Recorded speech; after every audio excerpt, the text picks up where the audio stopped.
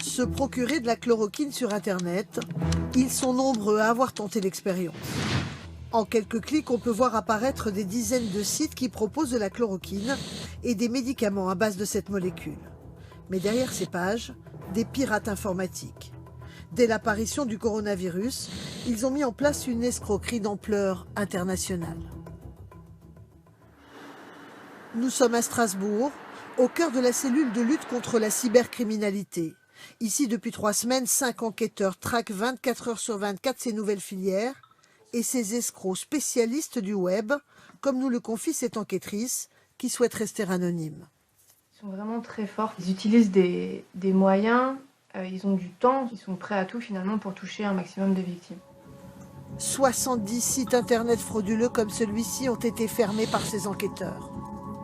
Mais les investigations se poursuivent pour démasquer les escrocs, un groupe criminel très organisé.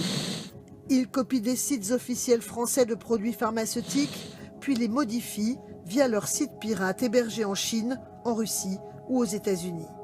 Dans la plupart des cas, l'internaute victime de l'escroquerie ne recevra jamais de médicaments en échange des paiements, mais dans certains cas, il reçoit un faux médicament.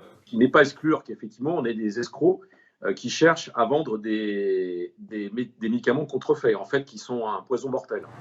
Aujourd'hui, c'est uniquement dans les pharmacies que l'on peut acheter de la chloroquine et seulement avec une ordonnance qui sera authentifiée par le pharmacien. Il y a une réglementation très stricte, ça fait l'objet d'une traçabilité, ça fait l'objet d'une demande particulière auprès du laboratoire et bien évidemment, il ne faut pas l'utiliser en automédication. Pour ces ventes frauduleuses de chloroquine sur Internet, les pirates informatiques encourent jusqu'à 10 ans de prison ferme.